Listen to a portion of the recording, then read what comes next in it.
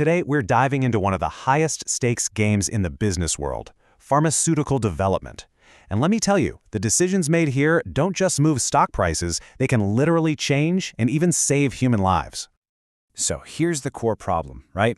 Imagine you're running a company. You've got a bunch of potentially game-changing drugs in the pipeline, but your resources, they're limited. Every single choice you make is a multi-million-dollar gamble. So how do you get past just a gut feeling and land on a decision backed by real data?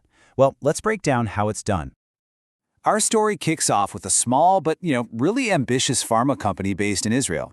Their focus is on infectious disease therapies, and they have a whole portfolio of promising drug candidates. The big problem? They absolutely need a rock-solid strategy to figure out which of these drugs to bet the farm on. To tackle this, they dive into a discipline called portfolio management. Honestly, the best way to think about it is like a general manager for a sports team building out their roster. It's this really rigorous process of looking at every potential player, or in this case, every single drug, to build the strongest possible lineup. You're balancing risk with the shot at winning the championship. And the goal here is crystal clear. Find the absolute best drug candidates to go after, the ones that are going to maximize their return on investment. And they're not just looking anywhere. They're targeting two of the biggest, most complicated markets in the world, the US and the European Union. Now, you might be thinking, just pick the drug for the worst disease, right? But oh man, it is so much more complicated than that. Success isn't just about having great science. It's about navigating this incredible maze of competitors, regulators, and really complex pricing systems. And check this out. The US and EU markets, they are completely different beasts. In the US, you're dealing with just fierce competition and this ridiculously complex web of insurance payers and pricing. Meanwhile, over in the EU, you've got regulations that are always changing, plus a huge variety of healthcare systems and patient needs to deal with. A one-size-fits-all approach? No way. It just won't cut it. So how in the world do you bring some order to all this chaos? Well, you definitely don't guess. You build a strategic blueprint. You use a methodical, multi-dimensional analysis that cuts right through all the noise to find some real clarity.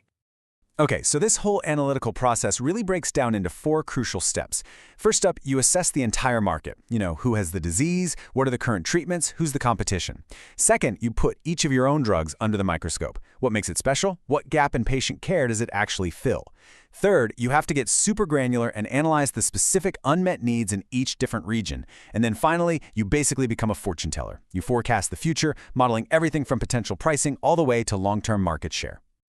Now, the result of all this hard work isn't just some giant pile of data. No, it's a simple, incredibly powerful classification system for every single drug in their pipeline.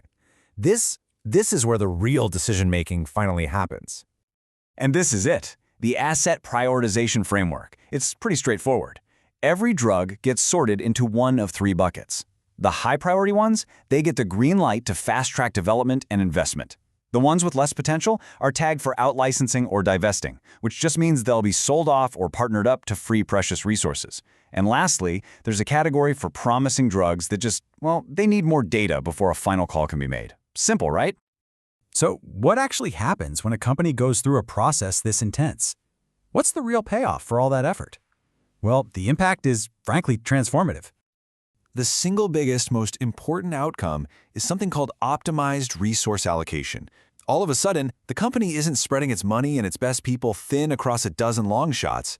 Instead, it's making focused, strategic bets on the projects that have the highest chance of actually succeeding.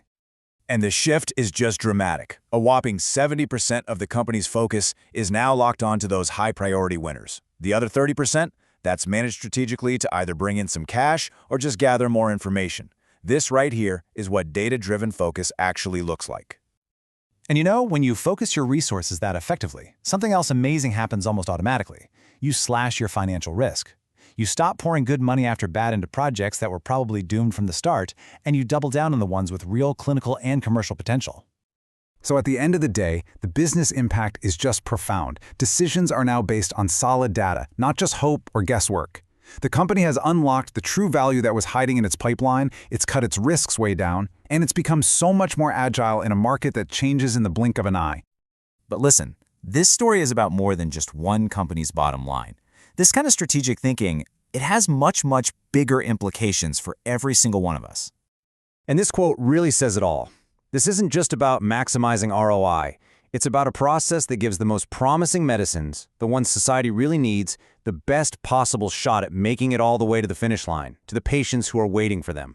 It's about aligning business success with a greater societal good. And that really leaves us with a final, big-picture thought. In healthcare, and let's be honest, in so many other areas, we have endless problems to solve, but we only have so much money, time, and attention to give. A disciplined, data-driven strategy like this isn't just a smart business practice. It's an essential tool for helping us decide which version of the future we should all be investing in. It really makes you think, doesn't it?